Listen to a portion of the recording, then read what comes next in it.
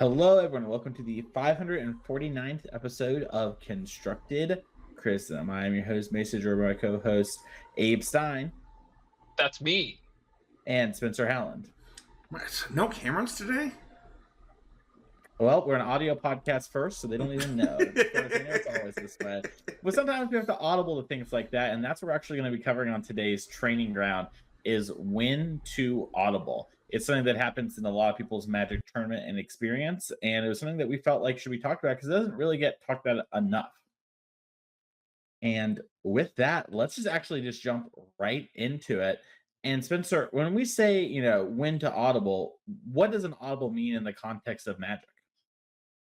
Yeah, it's funny because Audible is a football term. So I don't know if Magic players know that, but it's actually when you change the play at the line of scrimmage. So like right when the play is about to start.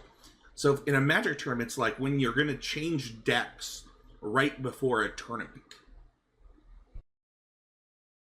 Yeah, and that is something that, lots of people go through an experience. And Abe, I'm sure you've had plenty of moments where, you audibled at the last minute. Yeah, I actually wrote the definitive article on audibling. Mm-hmm. Did you say the definitive article? Yeah, I don't think anyone else has really written articles on audibling for what it's worth, but also it is, I don't know, I mentioned this, for behind the scenes, mentioned this to you guys before the show, but when there was, I think it was a year and a half ago, someone put out like a definitive list of Magic articles that something I bookmarked, and I'm sure a lot of people do if you're someone who's really kind of looked through the history of things or wanted to find that written content to improve. And this is one of my articles that was flagged as part of that as being one of it. But yeah, like Spencer was saying, it's right. It's making that call at the last second to make a change to what your game plan is. And I think that it's a real skill that comes from not just kind of vibes or whatever, and making the choice of, oh, I feel like I should play this, so I'm going to play this. Uh, at least in my time in competitive Magic and my process over the years, like I think that the more you're intentional about your deck selection, the more you're able to make sure you're making the right choice, even in a bit of uncertainty, like around what the meta is going to look like. It's about having that flexibility, and it's something that really starts to open up the more options you have. Be it, for some people, it might be owning multiple standard decks, and so you can make the choice before the RCQ, depending on what you feel like the room's going to be, or whatever your reasoning is, or just having the comfort level to play multiple decks at a high level. All of those are things that really contribute to allowing that, but making that choice correctly is still a really important piece of the puzzle when it comes to succeeding. I think Mason will remember this probably fondly, but I was totally snake pilled for a minute, and I played this energy snake deck at a GP that I had just lost winning in for day 2, and I was pretty upset.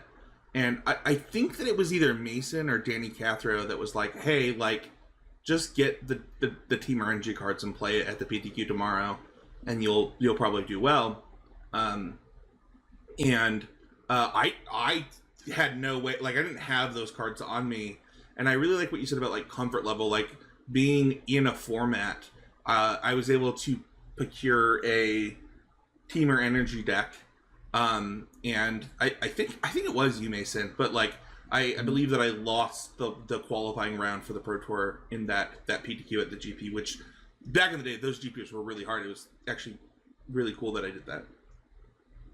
Yeah, I have a memory of that occurring or something along those lines. So yeah, I think it is important to know when you've shot your shot or when things have changed too, right? Sometimes you're playing a different tournament than the one you're playing the day prior. I know there have been lots of times where, you go to let's say the SCG Invitational and no one really knew about, like, let's say, Esper Hero as a random example. I think people did know about that, but you get the idea. And then you had built your deck not really with that in mind. Maybe you're out of the loop, and then you go into Sunday and it's like, well, yeah, I maybe know insert my deck here, but I didn't know about this huge metagame force and this really popular deck that a lot of the grinders are playing, etc. And so you maybe need to change either sideboard cards, which I think can be part of the Audible thing. Although I think typically players, when they speak of this, speak of their deck selection, or just decks entirely. Maybe it's time to play a bunch of mirrors that you never played before, or play like a deck that preys on the strategy. And I think it's a really important thing to be able to kind of pull the trigger on and know what to pull the trigger on. And so one of the things that we kind of want to talk about today on this podcast episode is really to arm you with the questions to ask yourself going into that sort of situation to see if it's right. And Abe, I'm going to have this start with you, given you're the definitive article writer, and this sort of was your idea for the episode. So what are some of those questions that you start asking yourself when it's like, hey, should I actually be audibling the day before, or even maybe the week before, in the case of a bigger tournament you're putting a lot of prep into?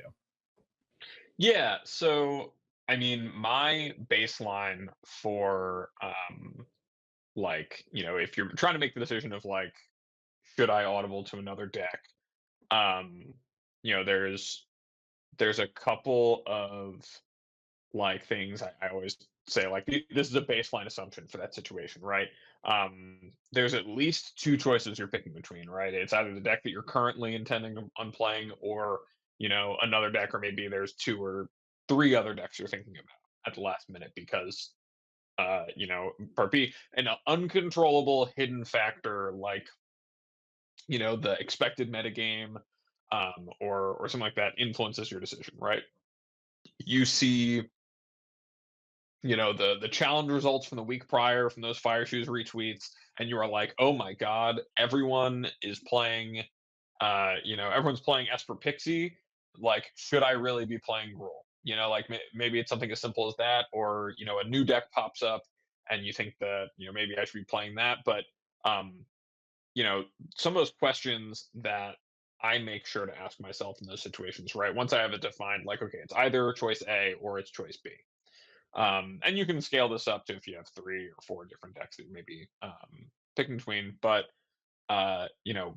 what does the metagame have to look like for each deck to be the better choice? What do I actually expect the metagame to look like? How confident am I in my ability to play each deck that I'm considering? What makes me afraid of playing each deck? And then, like, what are the similarities? So, like, where's the overlap in the decks that I'm looking at, and what are the differences, right? Where am I going to get an edge over the other by making this choice? And by laying out all of those factors, I found that it is a really good way to kind of put that harrowing decision, right? The night before, maybe 3-4 days before the tournament, to really lay out, okay, this is what I'm thinking about, and this is these are the factors going into my decision, so I can know exactly what the weight of my decision actually is. I think that there's like a really good recent example of this that we could talk about.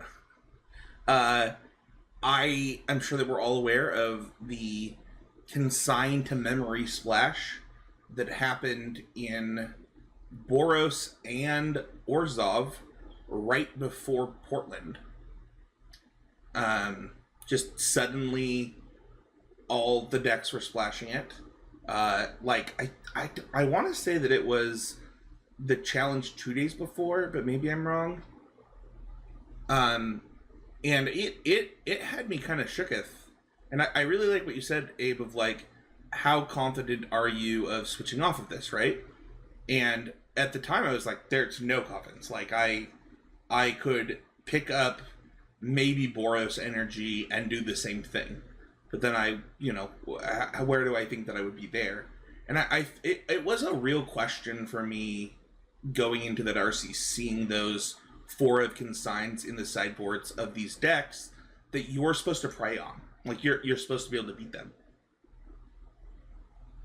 Yeah, I mean, I even recently at the RC prior to that in DC, over the course of that weekend, I definitely called um an audible myself between, kind of like Mason was speaking to at the start of the episode, between Friday where I had 5 to re-CQ and then Saturday where in open deck lists I was like, okay, yeah, I really like the positioning of our enigmatic build.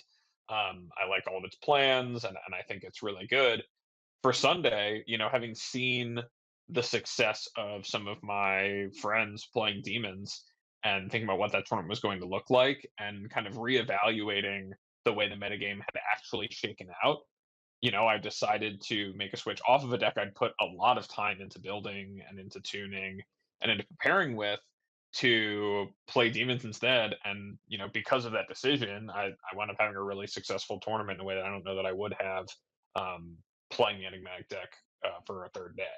I think like you said, Spencer, seeing the writing on the wall, or seeing the developments in the metagame that can come late in the week, or even towards middle of the week when you may have already made your decision.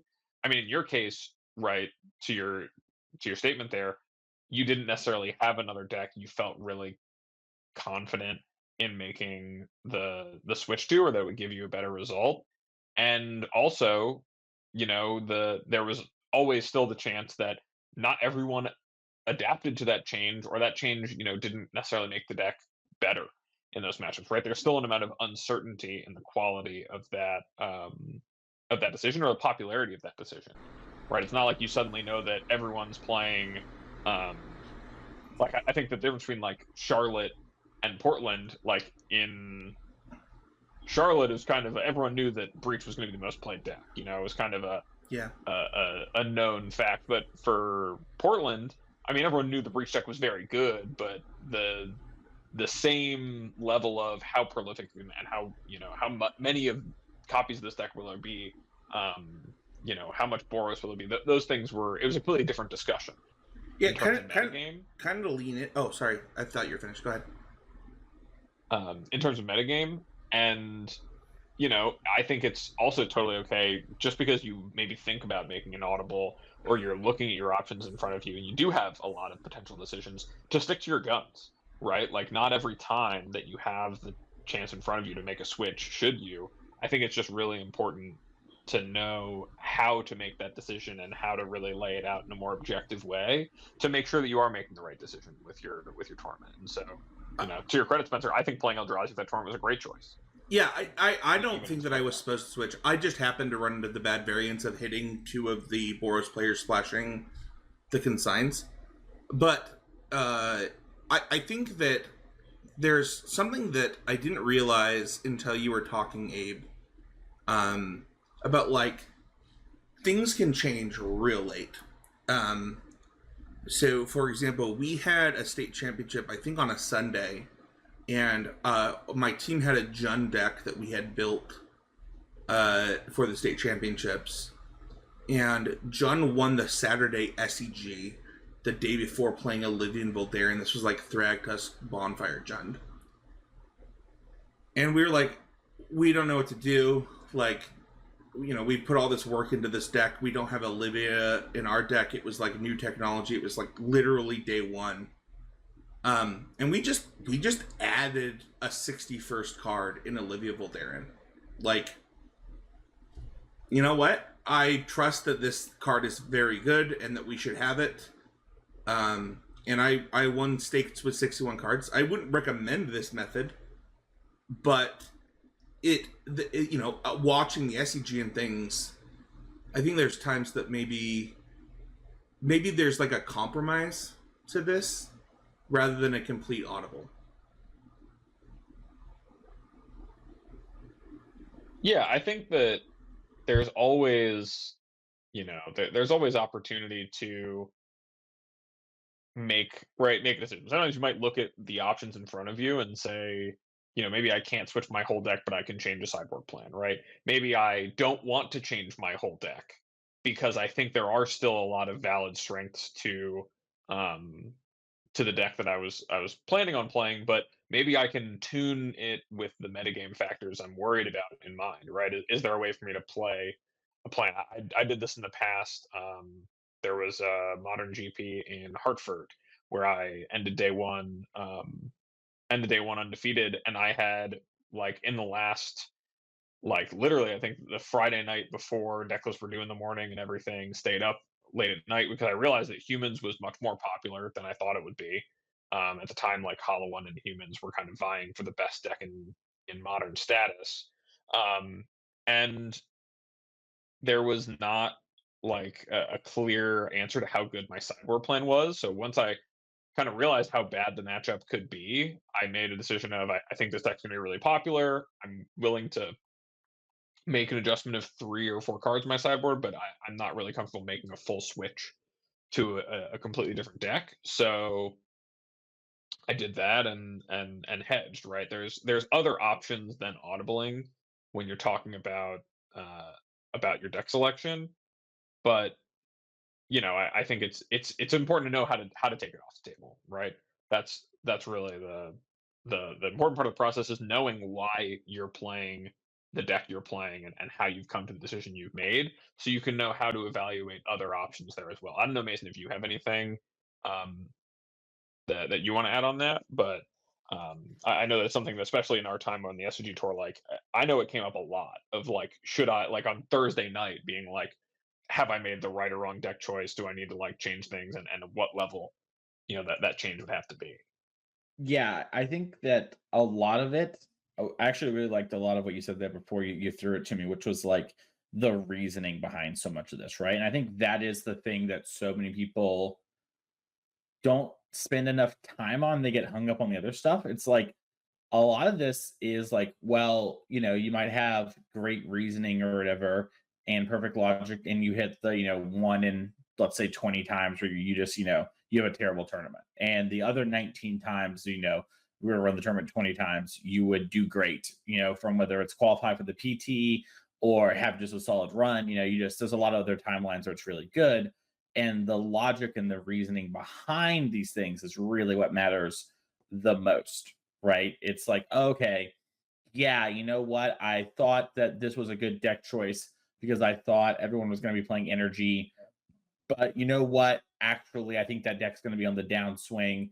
So I should switch my deck. It's like a very baseline sort of thing. And even if you run into energy the first 2 rounds or whatever, or in the case of Spencer running into the consign energy players, that doesn't mean your idea was like wrong or never, right? It's sort of like, was the logic good or not, and like, does it hold up to other people as well? And working through and figuring out that stuff, I think, is a lot of the audible process. It's just making sure you have sound, coherent plans. I think, really the core of what we're trying to arm you with today is to be rational and be, considerate in your decision and not be emotional.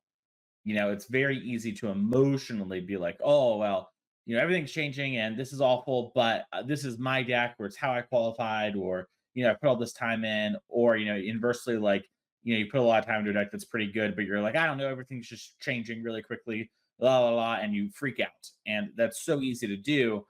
And it's so easy to have those moments come up. But if you just, do your best to make good, rational decisions with the information you have, over time, that will play out the best for you in the long run. And if you mess up and have a bad tournament with bad conclusions, there's maybe a lot of things you could potentially learn from if you're willing to sit down and be like, okay, clearly I was wrong about something.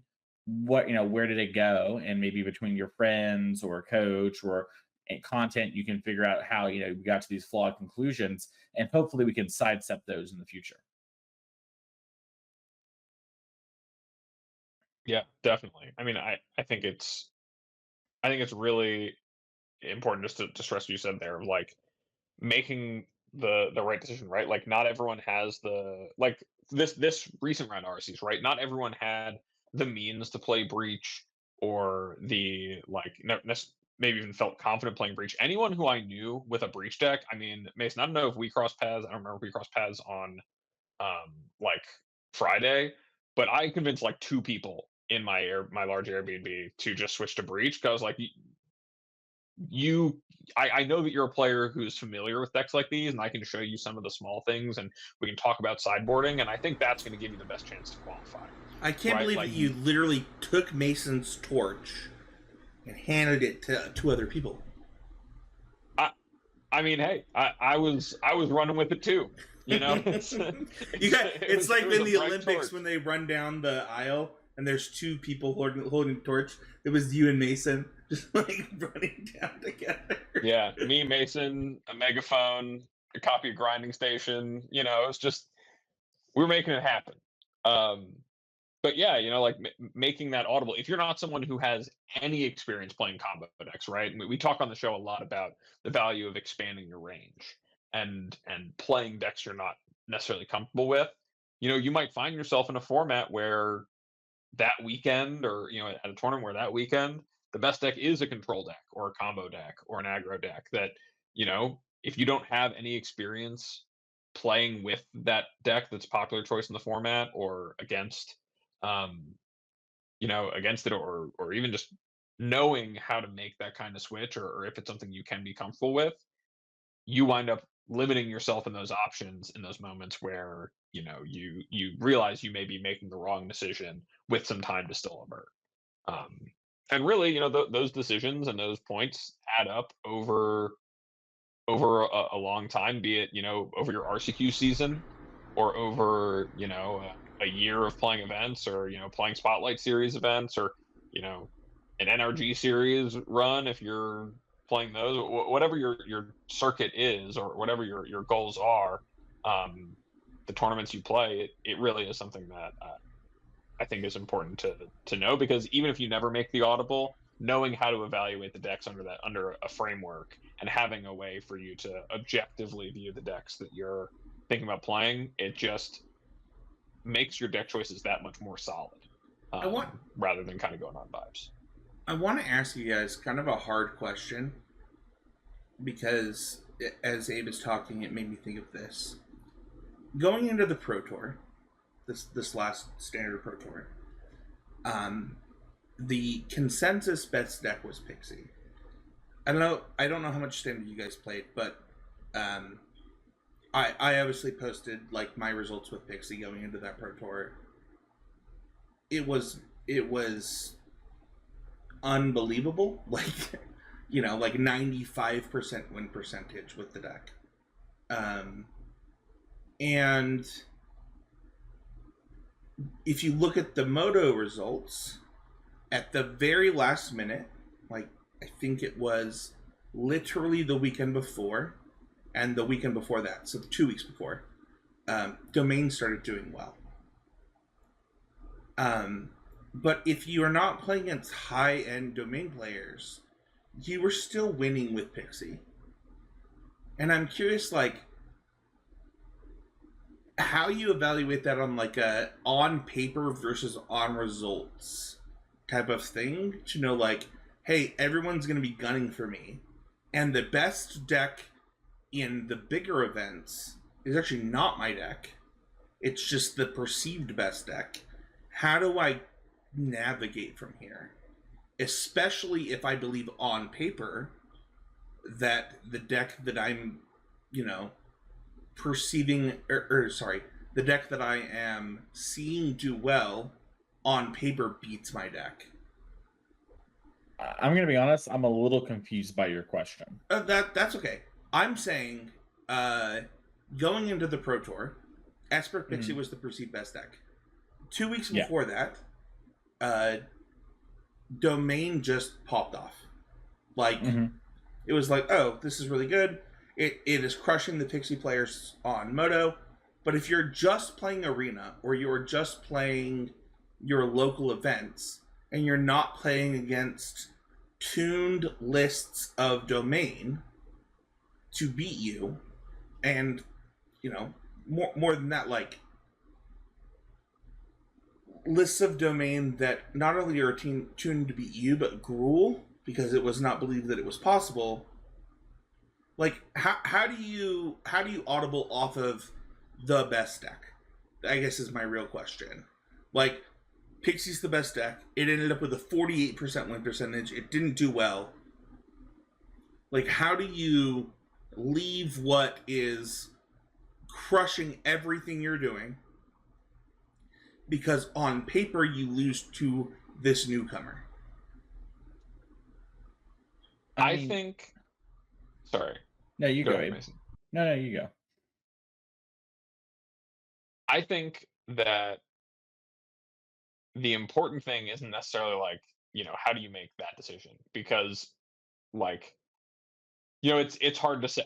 I think that in that moment, before you know how the Pro Tour plays out, before that Domain does actually consistently, put up these results and has the positioning to do well, I think it's important, what are the questions that you're asking yourself about the format and about why you're choosing your deck in the first place, right? Is it just that you've been winning a lot with it and it's supposed to be the best deck? What has changed, and really what are the other options, right?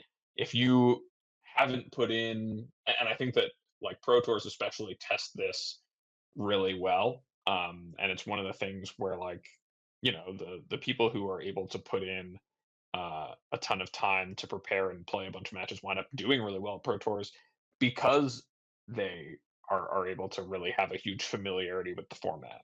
In part because you can say, okay, my options are really any of the decks. With what I see now in front of me, here's what I think the pros and cons of all of my choices are. And let's assume that what I'm seeing here is true, that the domain decks are able to beat red a bit more often and are really strong against Pixie. Maybe that means that, Pixie, when the tournament actually comes, right? This development's coming late in my preparation, but right, still before the tournament, so I have opportunity to respond to that information. Maybe it is the case that I should think about changing what deck I'm playing because of that, because what happened before doesn't necessarily, and my results prior to this don't necessarily indicate what the future is going to hold, right? If I play against these new builds of domain and I spend a couple hours testing them with someone one on one, I'm like, oh wow, this deck really really beats me, and I right identify, well, this is this actually true, and I play some matches that against red and I see why it's doing a bit better there, and I'm starting to understand that I need to update my view of the format. That leads to a decision that's much more quality than just kind of looking at it and like having to just think about, do I get rid of, right, do I move off of my deck that I'm winning with, or like play the deck that maybe looks better in the metagame I'm now starting to maybe expect. Right. I think that's kind of the whole point of the exercise, is to make sure that like, not just what's winning for you and what's losing for you, but how do you decide between those options, and finding some, good questions, like the ones I mentioned at the top of the show of, you know, how am I making that evaluation, and where is it that I'm going to gain in making that change? I don't know if you had anything to add, Mesa. Yeah, I think you gave a good answer for someone who was qualified for that event. But in my mind, that isn't the average experience for most people that we're talking to, right? Like as a podcast.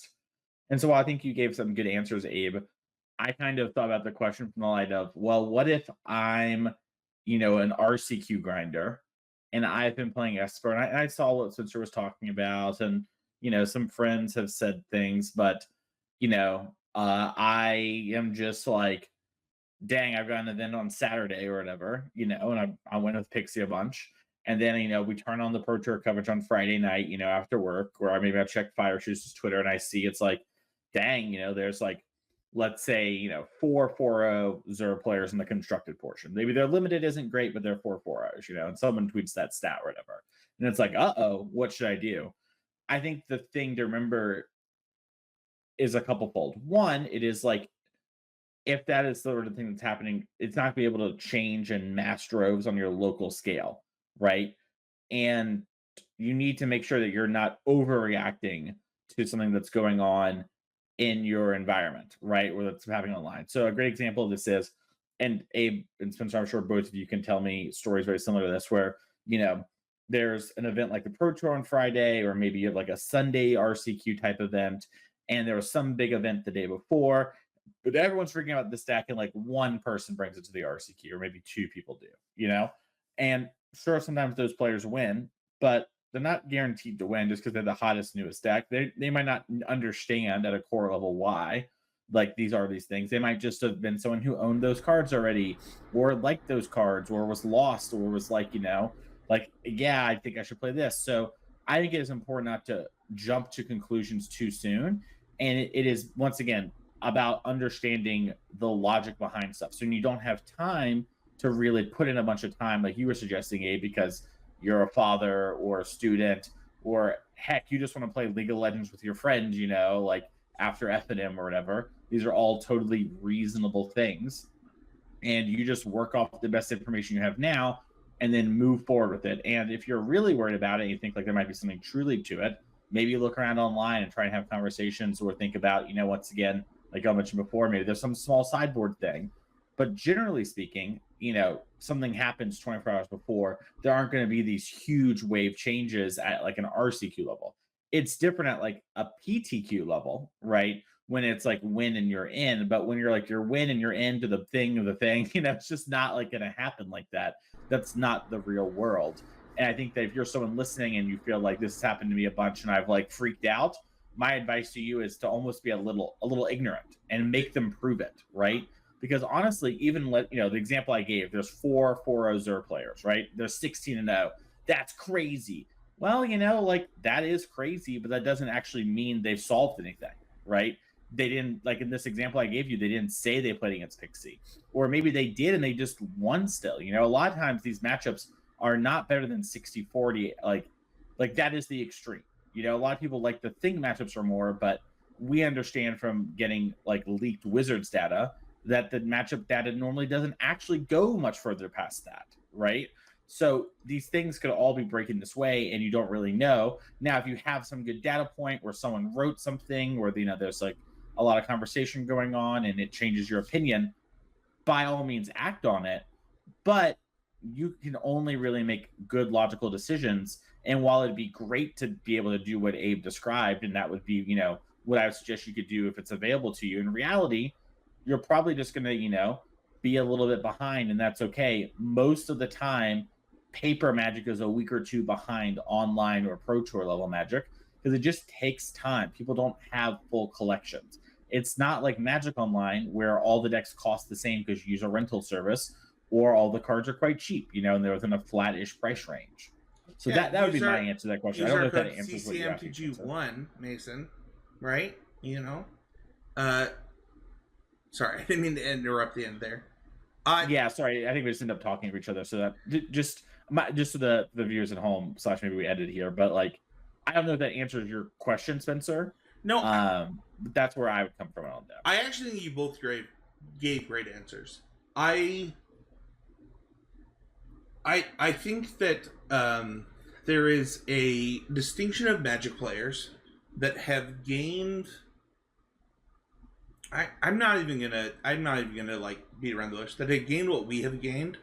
Where like, if I want to play a deck, or Mason, if you want to play a deck, or Abe, you want to play a deck, and you don't own the cards, you will get the deck. Like, it will happen for you.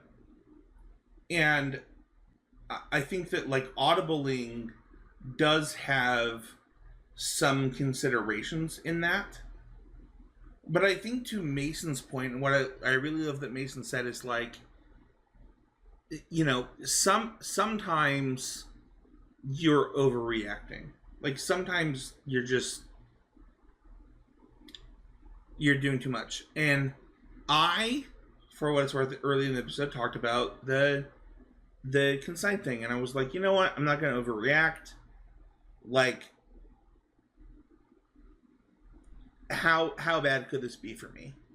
Yeah, I think that really kind of starts to wrap up a lot of what is going on when it comes to audibling, except for sort of this last part, which sort of becomes the real crux of the question, which is, how do you pick what to audible to once you've decided you're not supposed to stay on your deck?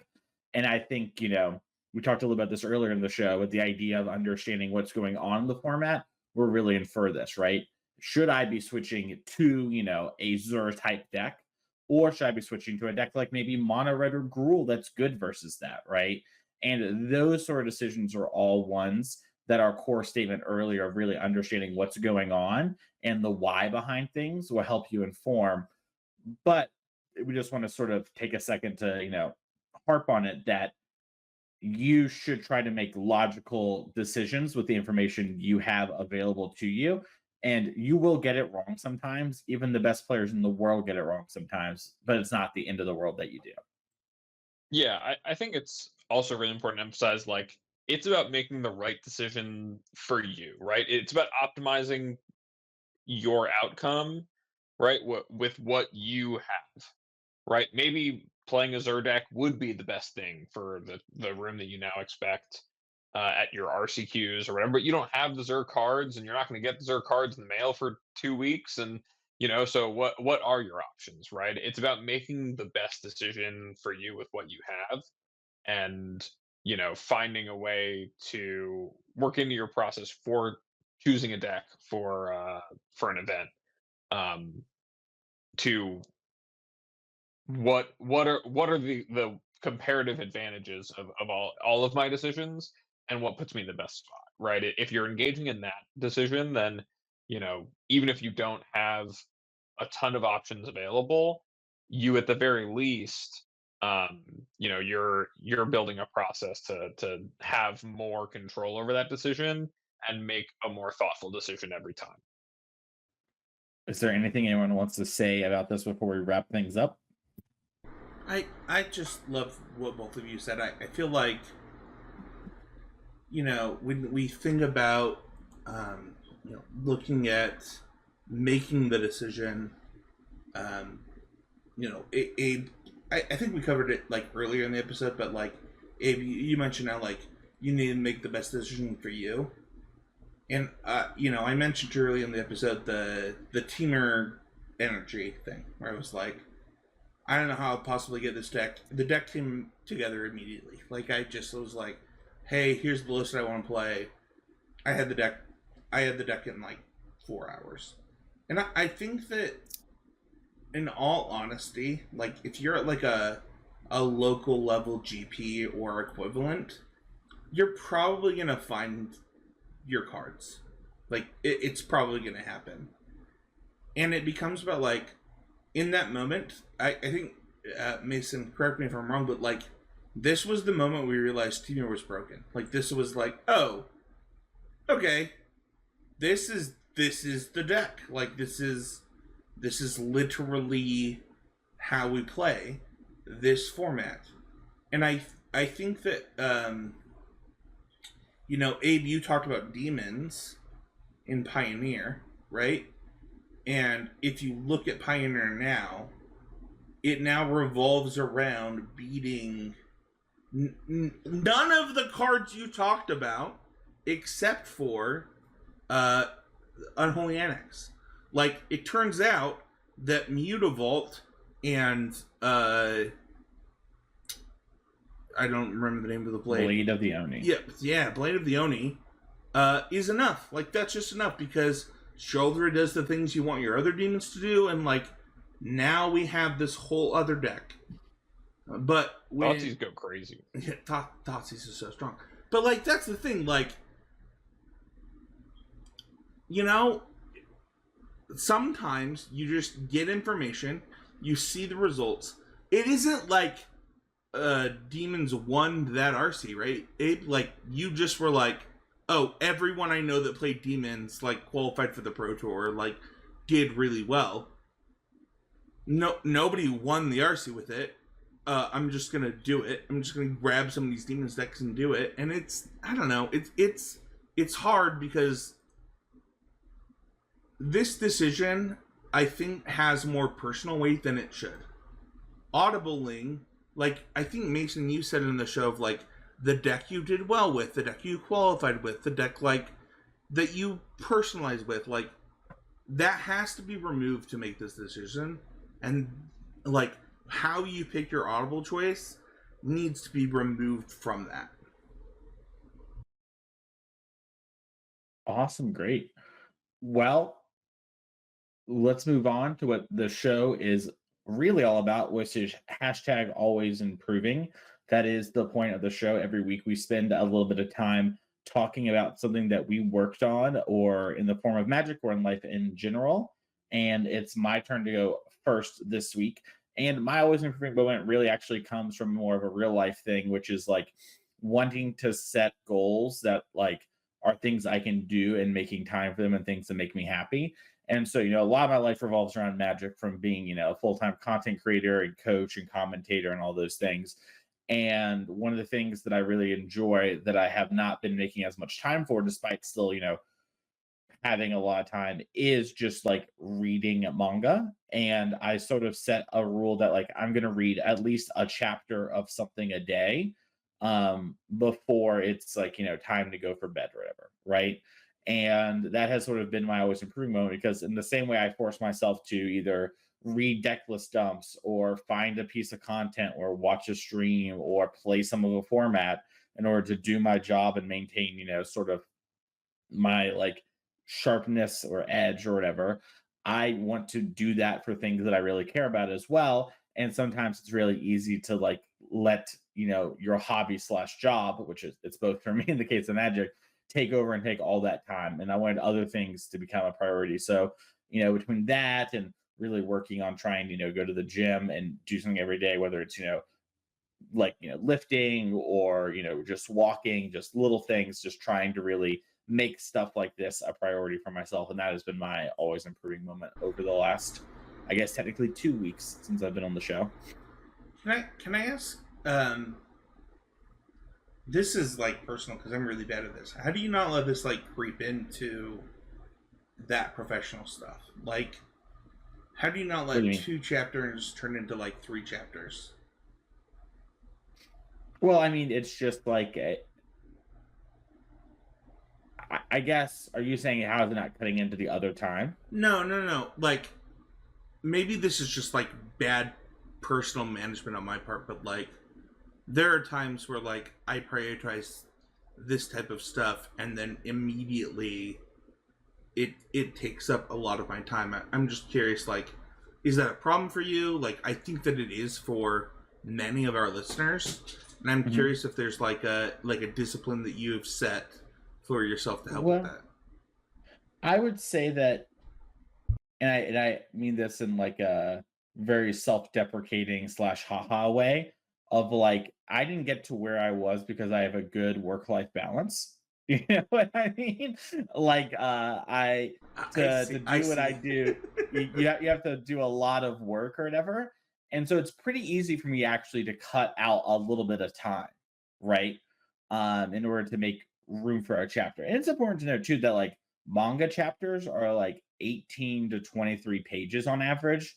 Sometimes they're longer, but for the most part, we're talking about like a 5 or 10 minute, minimum commitment to like get through one. Right. And sometimes I do read two, three, or even like in some cases a whole volume. Um, and it all really just depends on what I have going on, right? Like a big thing about myself that I don't talk a whole lot on the show is I try to make sure I do time for other things in general, and I've been good about it in the past, but been bad about it recently. That make me more well-rounded than just gaming, and a lot of times that ends up being magic. But I've been spending a lot of time playing League in my free time, and like I wanted to be able to do other things. And it's not like watching a TV show or a movie is that much more, cool, whatever, but it does help me be more well-rounded and have conversations. And so I try to make time for things like that, and reading is one of those. So it's pretty easy for me to set aside such a small period of time to, read a chapter or two. That's not, it is something that admittedly is a easy time commitment. And I imagine for something that's bigger, like maybe watching a movie or doing a bigger thing like you're talking about, maybe that's, playing a game or game like League, that could cut into it. But if I don't do my main thing, I don't get to do these things, right? I have to stay on top of, the formats and the metagame and the new cards and learning from other people so I can help relay concepts and ideas to new players. If I don't do that, I don't get to do any of this, That was good. right? And so for me, it's really easy. And actually, the hardest part is, first making myself understand that I have actually, done enough and I get to take the break, not actually taking a longer break, if that makes sense. Um, I love that. That was a good answer. Thank you. no problem. Abe, you're up next. Yeah, I don't know how you do that. I had to stop reading manga after I was introduced to One Punch Man when I was in high school, and I didn't sleep for 2 days. Basically, like maybe I slept for like It's maybe I slept literally for like why I 3 haven't. hours. It's literally why I haven't bought My Hero Vigilante. Like, everyone says it's like amazing and that I should read it, and I'm like, I will just buy the whole thing, and I'll just miss work for 2 days. Like, there's Yeah, I will no, do nothing but read it there's until no I way, finish reading there's it, no and then I'll way, look around and ask myself, what if I don't? dude. I, It's I, I really challenge you as like a thing to like get the first thing and just read one chapter a day. oh Like my the first one's gosh, gonna be a Mason, little you're longer. playing with drugs. There's No. But like way. I think there's something really too also like one of the things I've noticed is I appreciate it a lot more. So like for example, I've been reading 2 mangas recently. I don't want to get too deep into it for the people out there who aren't weebs or whatever, but I've been reading Solo Leveling, which is basically junk food, and Berserk, which is basically junk food that's much nicer presentation that people think higher of. Sort of imagine Five Guys versus McDonald's. I think is maybe a good way to describe it. And what I've done is with Berserk, I'm reading 1, maybe 2 chapters a day. And with Solo Leveling, so much of the thing is like fight drawings that I can plow through a chapter very quickly. A lot of it's just like how much do I want to admire the art going on. And what I found is that Solo Leveling, I can tell you basically big picture everything that happened, but I also read 40 of the remaining 80 chapters from where the anime is. That's halfway through adapting. I can tell you everything that happened, but I don't remember the small things. Whereas with Berserk, because I'm Sure. reading 1 chapter a day, I remember the little things a lot more too. This is the weebiest the podcast has ever been, and I love it. There was a time where all of My Hero Academia was in my cart on Amazon, and like, I think you're right. Maybe this is like a good challenge for myself because I do want to read more. I do have a book I have to finish before I do this, but I might accept your challenge. Yeah, I really think you can get there. I know. I actually a lot of this was sparked by a friend recently, Siegel, who was telling me he only consumes 1 piece of like media a day, right? And so that's like he'll watch 1 TV show or 1 movie or read from 1 book, but he only does 1 thing a day. Like 1 podcast or 1 radio show? That seems crazy. Yeah, he just does 1 thing like that a day. He does not have my job. There's no way I could do that. Yeah, well, I mean, he has a job that requires a lot of attention from him, but he is like at a desk situation, and he just focuses in really intently on like the things he wants to focus in on, and like looks forward to them and does that, and talk about getting a lot more out of them. And so it kind of sparked me to think like, maybe I could get more out of this. That's dope.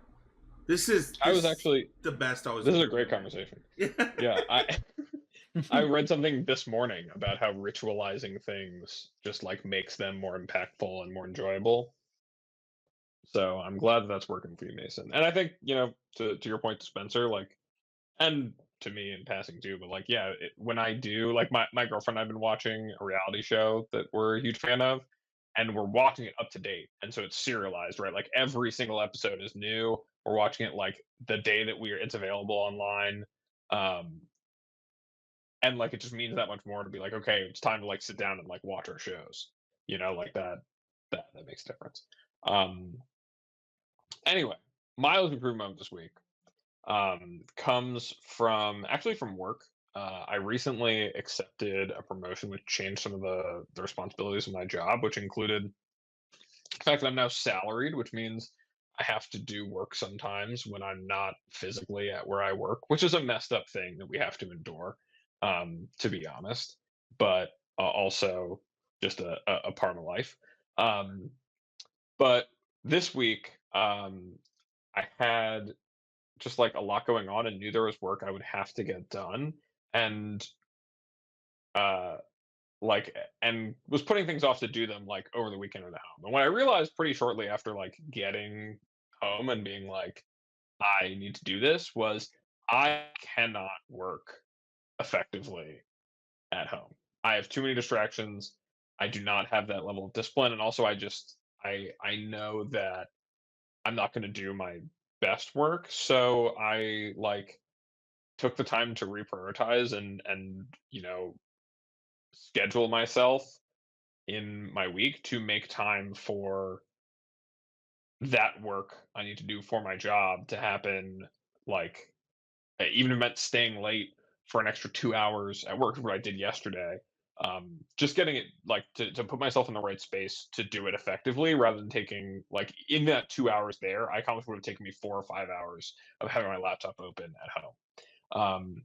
I just think it was like a really big like moment for me of not kind of like doing what I might have done in the past, and I know I've done like in other chapters of my life, of like telling myself it wouldn't be that way, and then like continuing to just not prioritize it and not do it, and instead just like finding a solution to do it, right? Knowing how I work and knowing what I need to do, um, and getting it done, and I think that like that was really helpful in that moment, but also like it has me thinking about when it comes to magic, when I'm at my computer, like what is my setup like, and what are the conditions like that I'm playing under and focusing under. I think I still think about what you said last month, Mason, about like playing with intensity, um, and Did you I see the think there's really YouTube comments something. on that?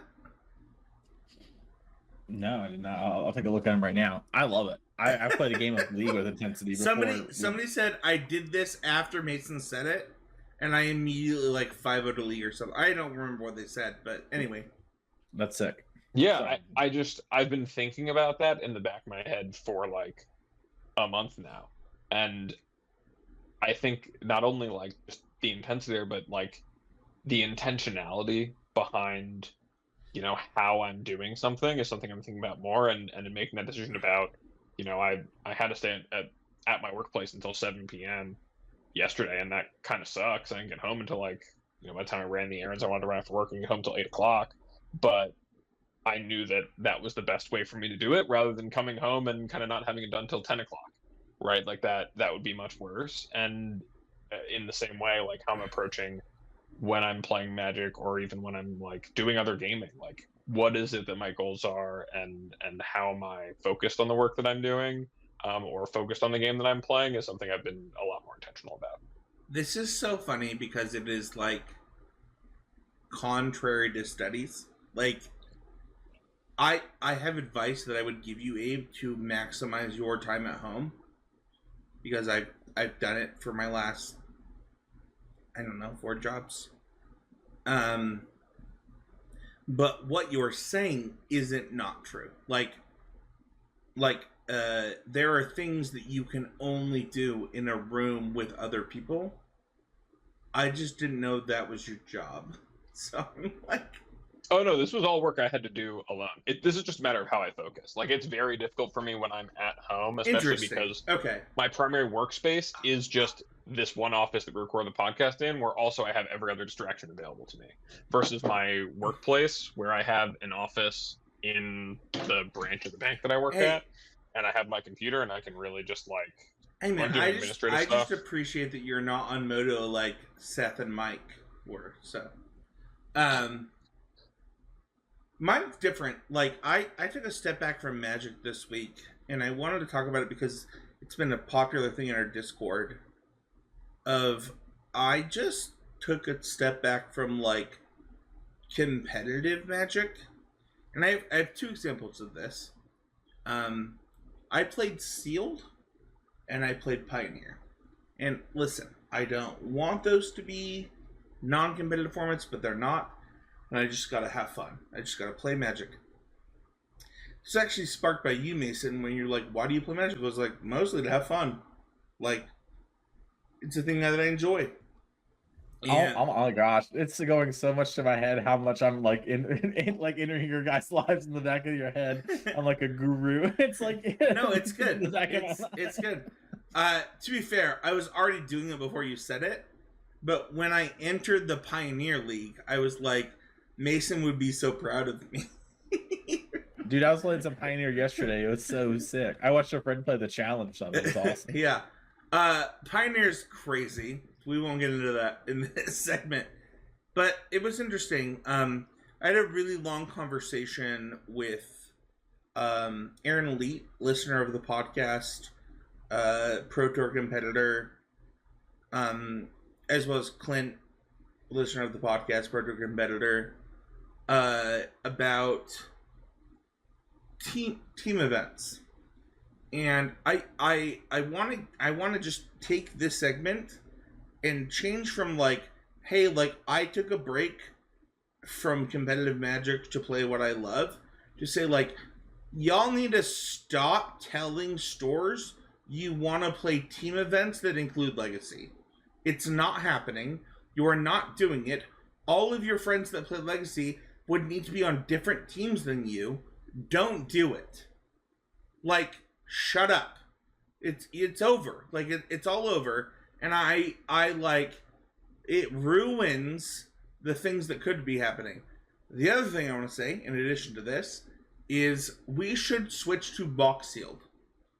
We should raise the price of events to be a booster box and just cover the box and entry fee for the other people and do booster box. The reason for this is because sealed has turned into nonsense because of what Wizards has done. I can't believe that I'm saying this. Sealed was once my most favorite competitive format. I believe it was yours too, Abe. And now it's unplayable. And we should switch to booster box sealed so that it is a good competitive format. And that should be the third format. It should be standard, pioneer, modern, or booster box sealed. Those are the only formats we should do. And I learned this from learning what I love. Like, just doing what Mason said, just playing Magic for the love. And I immediately was like, I can't believe that people are voting on this format for this tournament that, like, I'm not going to go to now because they're all voting Legacy and, like, I'm not going to do it. But, like, would Booster Box Sealed not just be better than this? Like, your whole team gets to build the Sealed deck during the build time. And I'm so glad that you have such strong opinions on this. I'm losing. Not registering a whole booster box in my sealed pool. Yeah, I'm not same. doing it.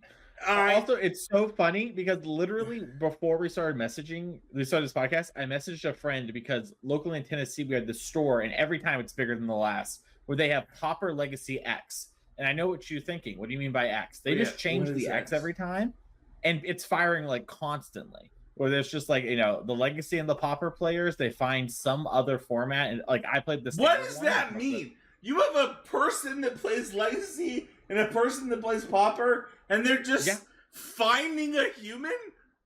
Yeah, they find like the other person where like somebody takes turns, like, oh, maybe I play a lot of the Legacy, I play a lot of the Pauper. We're like three friends who play. That's like, crazy. Oh, I'll play modern, you play standard. But like the 2 times ago it was standard. That was the one I played. And then it was modern actually this past weekend, and I couldn't play. And I was thinking, dang, I really want to play because I actually just bought a Legacy deck. I own Cephalid Breakfast now because it turns out just played what you just said is ridiculous. No, it's crazy. I don't think it's more ridiculous than full box sealed being the standard. No, come on. Full box. Also, it fixes the problems with sealed. I really don't think it does. All right. I think that all it does is it tests you for how many rares on synergy you open. Versus no. Hold on. It doesn't test you. It fixes the problem. How many commons would you register in a full box sealed pool, Spencer? I think that we tried to do the math today, and we guessed that you would register 11 to 12 rares in a full box seal. I think you're not playing a common. You're not playing. There ain't no way.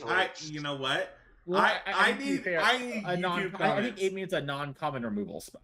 I think he thinks you'd obviously play removal. Like, and maybe I'm inferring too much there. No, But, that like, You'd play Shock or whatever, but like you're not playing Windrake. You're not playing. Yeah. You're not have you playing played a Drat. full? This was the thing I wanted to do in Vegas at the SCG that I didn't do. I was so tired after the first event. Patty B's like, Spencer wouldn't want to do it. It's like, I want to do full box sealed. Like, I think that sounds great. And then I was like, nope, not doing that. Leave a comment. I'm not gonna yuck your yum. No, dude, it's all good. It's all good. Leave a comment in the YouTube. Let me know. Am I crazy? Like, I think the perfect format is literally modern standard full box sealed. Listen, it's so I'll funny play the way you say it. You're like, modern standard, full box sealed. Let the mic drop. I will play breach mirrors for 50s all day. No. I'm in. I don't want that. I want Put the people burgers listening on the to line. for the Pro Tour coverage to understand I would not play a match of Magic for money. Let the record show. For 50 burgers. 50 burgers, Right, I would Mason. battle for 50 hamburgers from the good people at McDonald's. Proud sponsor of today's episode. You go to your local McDonald's and use code CCMDG to get 10% That's off not true. your first order. And if you factually- want to support the show in another way, you can go to patreon.com/ccmtg and become a patron of the show. And you get a lot of benefits from becoming a patron. And one of them is asking the patron question. Sometimes they're super serious about Magic, and sometimes they're like today from Jim asking, what's your favorite dad joke? And Spencer, it would feel wrong if we didn't give you first dibs on the dad jokes, since you're the only actual dad here. I have two. Spencer, what's your... Okay, well, it's your favorite, so you have to pick one. I'm not gonna pick one. So I have one post dad, and I have one that is good whether you're a dad or not. So the post dad one is when your kid says, I'm X. They're hungry, they're tired, whatever they are, and then you say, hi, whatever you said, I'm dad.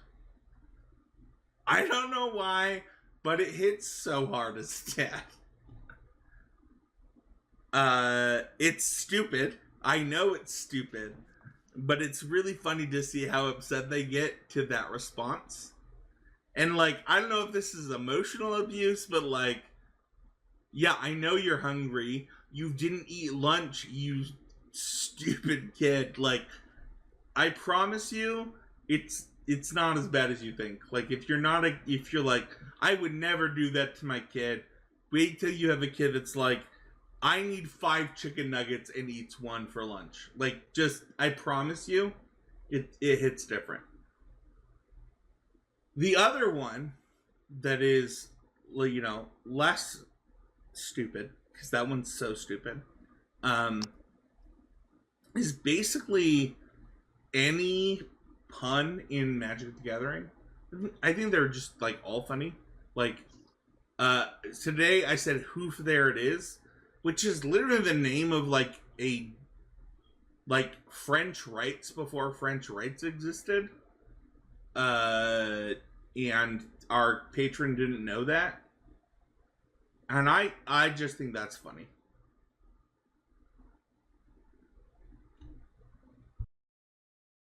Mine is, how does the tree get on the internet?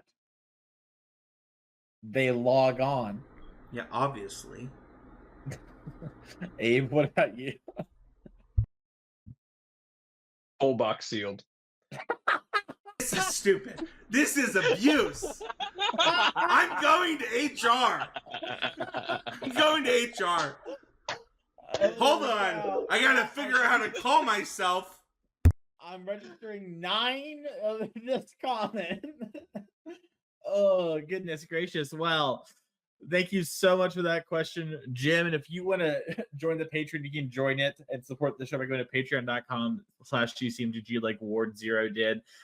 That is going to do it for that portion of things, but we do have some other sponsors that help make the show happen. There's untapped.gg. This is an arena deck tracker that you can use to help you out on Arena, help keep a look at what you have left in your deck, but also what your opponent's played so far. All things that you could do in paper. Untapped.gg all follows tournament Magic rules. It just, does it in a digital setting, so you don't need to have a boogie board next to you writing all that stuff down.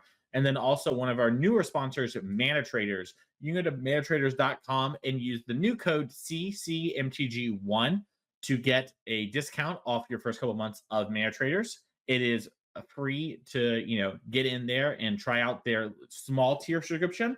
And then if you want to upgrade to one of the bigger ones, this is a great code to use to help there. You might notice that a couple weeks ago we had CCMTG as our code, and that's because Mana Traders rolls the codes over about monthly. So if in the future you're listening to this and CCMTG1 didn't work, we're going to just have it go up a number each time to make it easier on everyone involved. So just 2, 3, 4, run up the line, you'll find one eventually. And if you want to get some swag, we have it basically set to be as cheap as possible to get you what you want. If you just want to have some cool CCMTG merch, you can go to our store under the same name or check the podcast description wherever it is.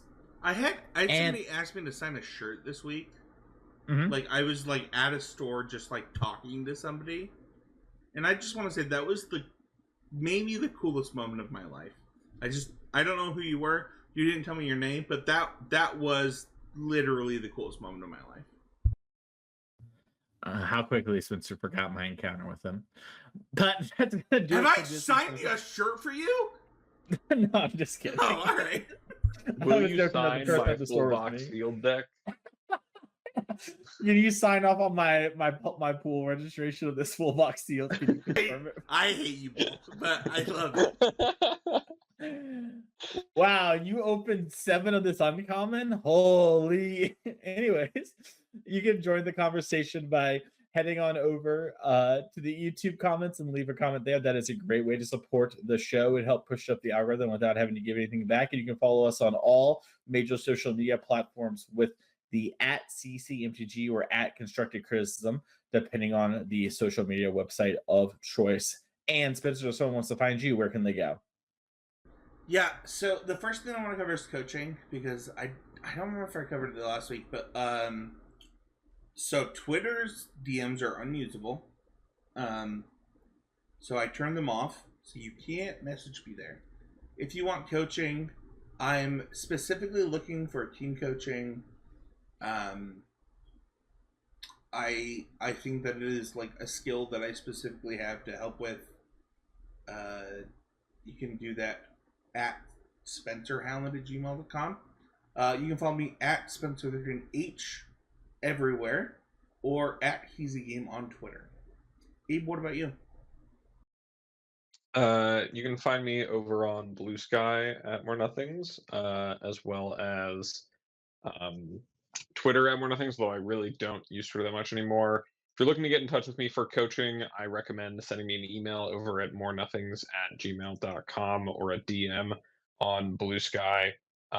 If you're sending me an email, just put coaching in the description. I do have a couple of spots here in the coming month before the next RCQ season, and I'm more than happy to help. So that's where you can find me. How about you, Mason? You can find me on twitch.tv/TheMasonClark. I hope to do a cool thing during my break I'm taking in April. I have an idea for something I kind of want to do that's like a fun project. I'll talk more about that when the time comes. If you want to reach out to me for coaching, I am still accepting people. I'm taking a little bit of a sabbatical through part of April, but you can reach out to me via Twitter at Mason E. Clark. My DMs are open. I just delete all the spam bots. It's part of the job. You're at the gym, you gotta delete the bots. It's just how it works. No, man, your Twitter must be way better than mine. That's unreal. No, yeah, I just clear it out every couple days. And you can DM me there, or you can DM me on Blue Sky, or email me masoneclark@gmail.com and just put coaching in the description. I've had a couple of y'all reach out since the last week of Charlotte. It's been great to have that happen. And I did want to give a shout out to 2 podcast listeners who did top 8 Charlotte, both Lou and Victor. They are longtime podcast listeners, and they both top 8'd Charlotte. So big congratulations to those guys. They had their CCMTG wristbands on. You can't see them in the SCG top 8 pictures because of their jackets or whatever. But congratulations to y'all. I just wanted to give you a shout out for that. It's great to see your sort of hard work and always improving mindset push forward and persevere in that way. I posted them. I literally posted both their wristbands. Sure, maybe there. I know there were some from like the coverage, but I don't think you could see them on like their like that yeah. I think headshots. you're right. Yeah, but I mean, either way, one of them was from your dinner, but yeah, sure. But yeah, I think that that is all for this week's episode of Constructivism, and we'll see y'all next week for another episode of CC MTG.